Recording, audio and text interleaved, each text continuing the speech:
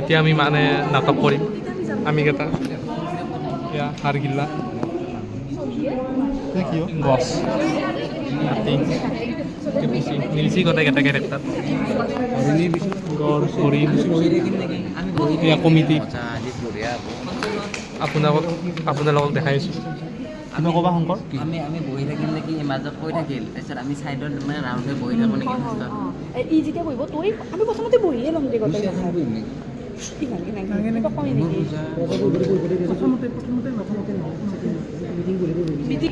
হাই নিয়া অৰুন্ধতী আহিবা তুমি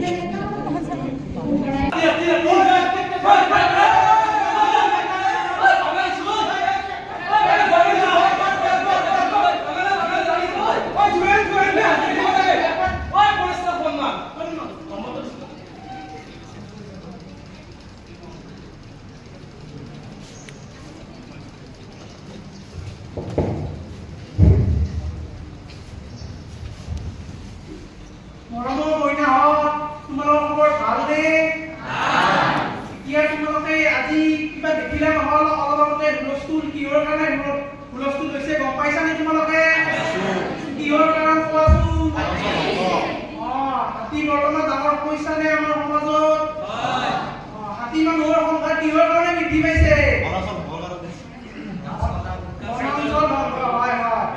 মানে আমাৰ বৰ্তমান গছ গছনি নোহোৱা হৈছে তোমালোকে গম পাইছে আমি গছ গছনি কটাৰ ফলত আমাৰ বনাঞ্চলৰ পৰা জীৱ জন্তুসমূহ আমাৰ বনাঞ্চললৈ আহিছে যাৰ ফলত আমাৰ ওচৰৰে কোচপাৰা গাঁওখনলৈ হাতী অহা যোৱা কৰে তোমালোকে এই হাতী সংঘাতত বহুত মানুহ আৰু লগতে ঘৰ বাৰী ক্ষয়ক্ষতি হোৱা গম পোৱানে? হাতী ক'ত থাকেনো? জংঘলত আৰু কি কি থাকে? তোমালোকে জীৱ জন্তু ভাল পোৱা নে? কোনোবাই জীৱ জন্তুৰ মাত ওলাব জানা নেকি? জানিব লাগে তোমালোকে জীৱ জন্তুৰ মাত ওলাব তোমালোকে চেষ্টা কৰিবা দেই জীৱ জন্তুৰ মাত ওলাব আমি এতিয়া এখন অৰণ্যৰ হাবি বন দেই তোমালোকে শুনিবা ভালদৰে শুনা দেই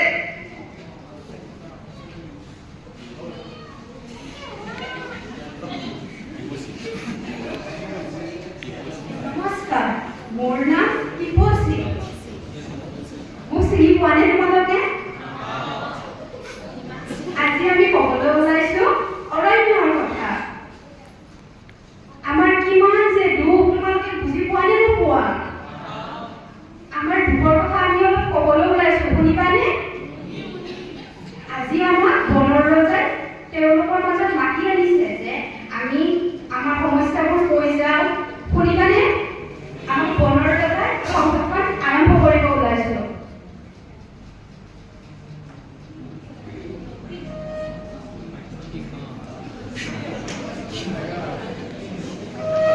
বনত কিহৰ ইমান উপদ্ৰৱ? মাখুন্দি মানৱ সমাজত তুমি কিয় কৰিছা ইমান হুলস্থুল? মানুহ আৰু এই জীৱ জন্তুৰ সংঘাতৰ কিহৰ বাবে হ'ব পাৰে? মাখুন্দি তুমিয়ে আহাচোন তুমি কৈ যোৱা তোমাৰ কিমান অভিযোগ?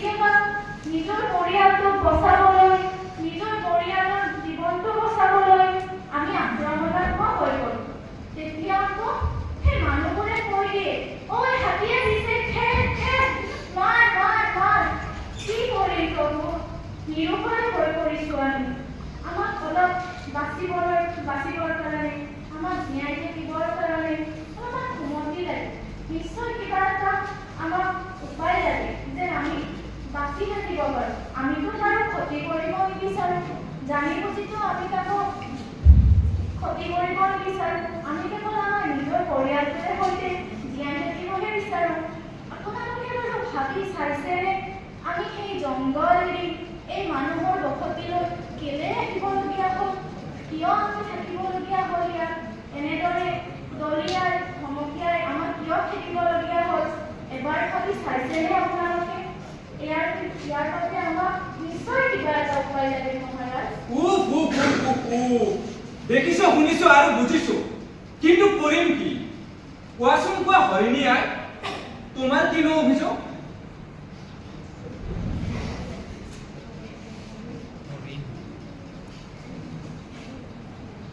সেই বনৰ কথা সিংহকায় মোৰো যে আজি থাকিবলৈ নাই ঠাই। বনৰক্ষী থাকিলেও মোৰ যে জীৱন নিৰূপায়। খুজে প্ৰতি চিকাৰী ভয়। মোৰ মাংসই পৰি সেয়া মানুহে কয়।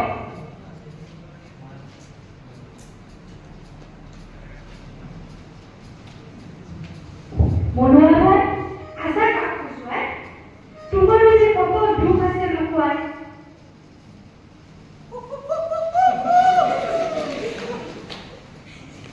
বগাবলৈ যে নাই এডালো লতা, চবফালে কাৰেণ্টৰ কটা। খাবলৈ নাপায় ভোকতে মৰো, ঘৰলৈ গলে মায়ে চৰু। মন্দিৰত দিয়ে লাৰু আৰু ঘৰত গলে মাৰে চৰু। এয়াই মোৰ অভিযোগ মহাৰাজ।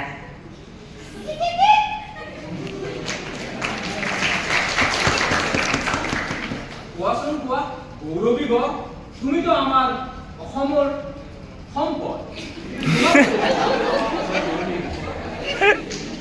মহাৰাজ নাকত আছে খৰ্গ, কিনো কৰিম গৰ্ব, ইয়েই কৰিছে আমাৰ জীৱন ধ্বংস।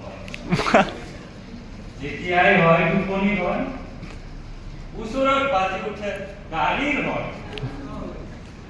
সিহঁতৰ গৌৰৱৰ বজা আমি আৰু কঢ়িয়াব নোৱাৰা হৈ পৰিছো মহাৰাজ। আমাক সহায় কৰক মহাৰাজ।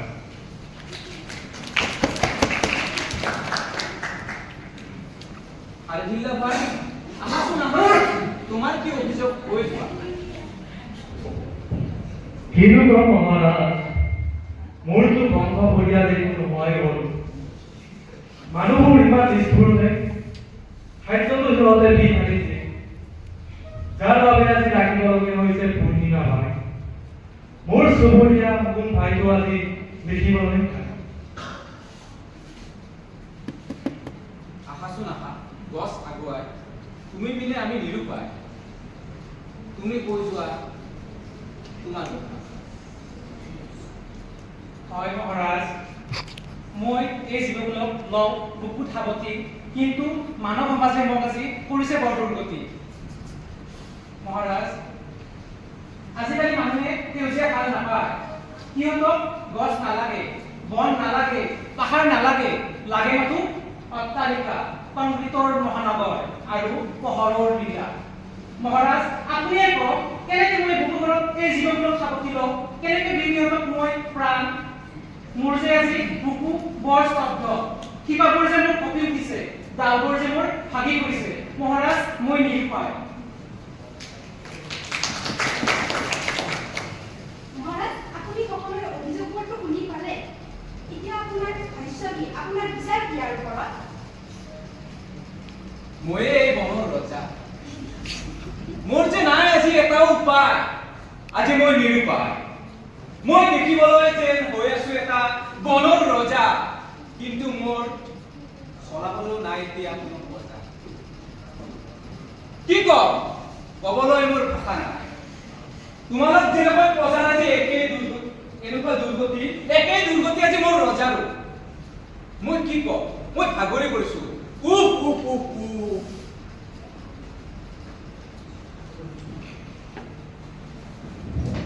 মৰমৰ মহিলাসকল, তোমালোকৰ এই সাধুটো শুনি ভাল লাগিলে?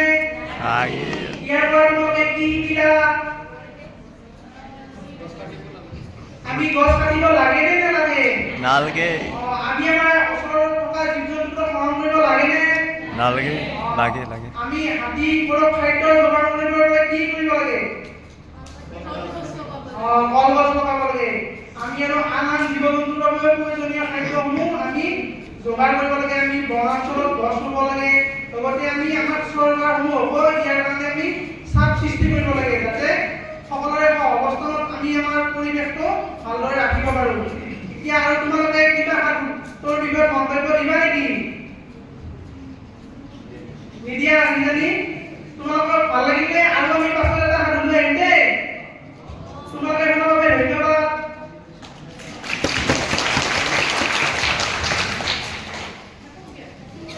DLED দ্বিতীয় ষাণ্মাসিকৰ লিটাৰেৰী এক্টিভিটিয়ে আজিৰ নিৰ্বাচিত কবিতা মনত পৰেনে অনুভূতি কবি একোজ ককাইদেউ উপেক্ষাত অৱগত কৰোঁ।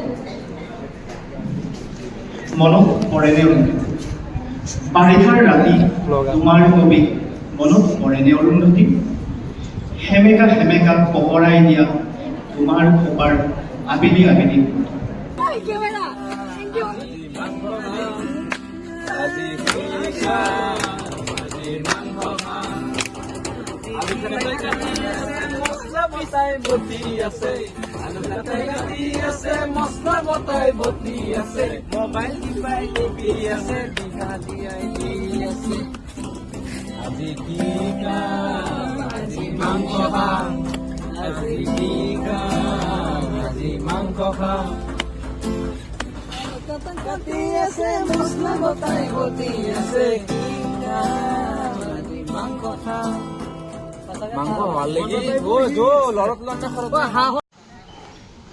নমস্কাৰ ৰাইজ, welcome back to my YouTube channel. নামটো থোৱা নাই বাৰু, ভাবি কিনে থৈ আছোঁ। আজি আমি খানা খাম। এয়া মিঠাতেল, এয়া আমাৰ বন্ধুবৰ্গ, এই দুটা বান্ধৱী। খানা হ'ব আমাৰ বেউলা আছিল ন নামটো?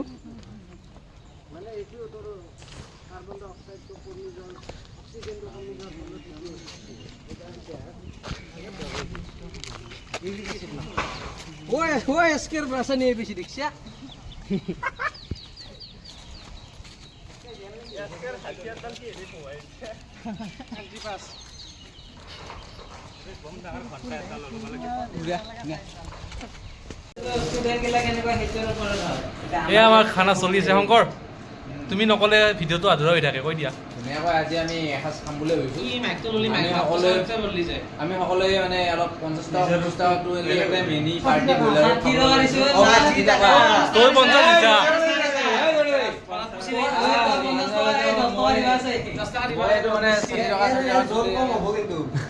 নামো কমকৈ পাব 10 টকা।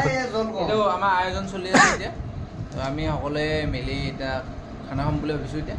তো আপোনালোকে চাই থাকক ব্লগটো। আমি মিৰ্জা লাইফ আৰু পৰিপূৰ্ণতা পাব আৰু গোটেইখিনি দেখুৱাই যাম আজি। চাই থাকক।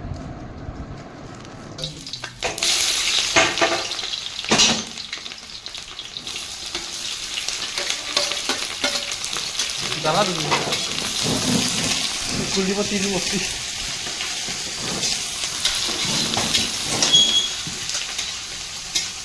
তেনেকৈ মাংস বনি আছে, লগতে এনেকুৱা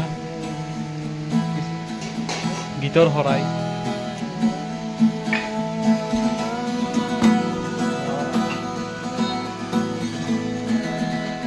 আমাৰ গায়ক আজি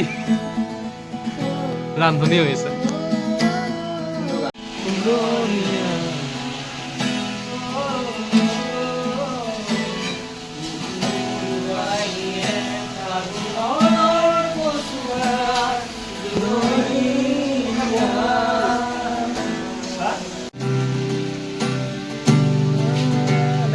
স্মৃতি হৈ ৰ'ব ন শংকৰ, তাতে স্মৃতি হৈ ৰাখিব দিলা।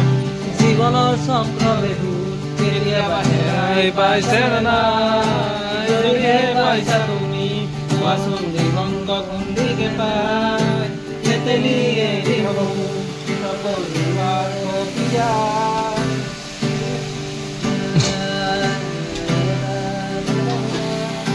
জীৱন জ্বলাই লাহে লাহে চিনিমন ভৰাই লাহে লাহে জ্বলাই ফুকি দিওঁ আমি ফুকি দিওঁ আমি ফুকি দিওঁ আমি বাবা কোৱা উৰি যোৱা বাবা কোৱা উৰি যোৱা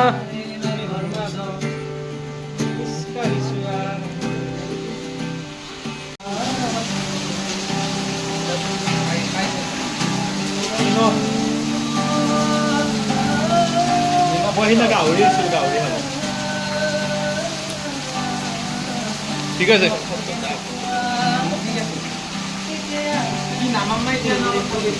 নামে দি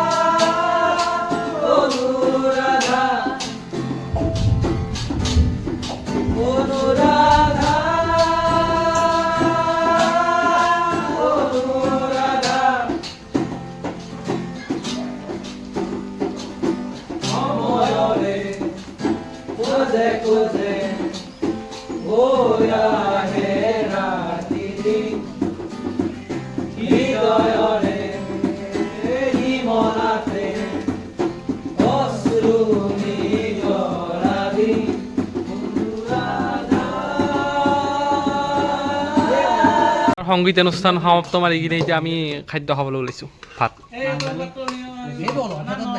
গলুক আছে কেইটা বাজিল টাইম কেইটা বাজিল দিব কেইটা বাজিল